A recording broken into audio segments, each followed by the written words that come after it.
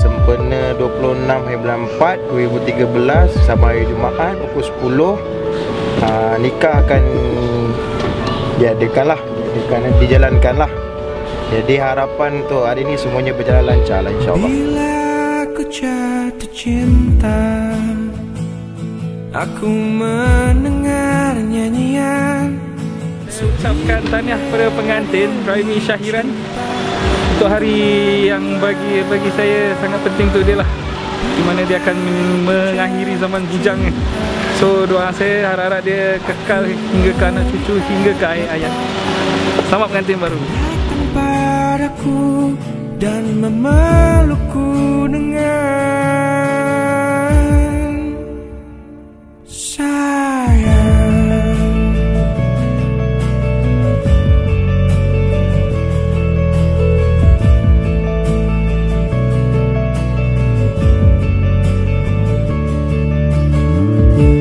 Bila aku jatuh cinta, aku melihat sang bulan kan datang padaku dan menemani aku.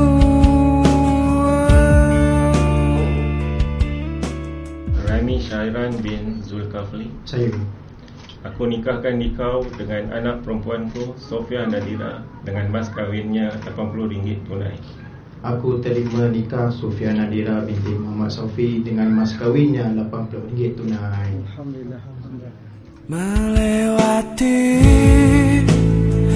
dingin. Adalah saya Raimi Syahiran, dengan ini bertaklid bahawa jika saya tidak bermuasyarah yang makruf dengan isteri saya Sofia, sama ada saya meninggalkan dia dengan sengaja atau paksaan, atau dia meninggalkan saya dengan paksaan selama 4 bulan Qamariah berturut-turut atau lebih, saya atau wakil saya tidak memberi nafkah kepadanya selama 4 bulan Qamariah berturut-turut atau lebih dan tidak disabitkan nusus oleh mana-mana mahkamah syariah, atau saya melakukan apa-apa kemudaratan kepada tubuh badannya, penganiayaan atau dasar syar'i terhadapnya, dan apabila dia membuat aduan kepada qadi atau hakim syariah, dan jika sabit aduannya di sisi qadi atau hakim syariah dan dia memberikan kepada qadi atau hakim syariah yang menerima bagi pihak saya sebanyak RM10 atau senilai dengannya, maka ketika itulah tertalaklah dia Sofia dengan talak kul.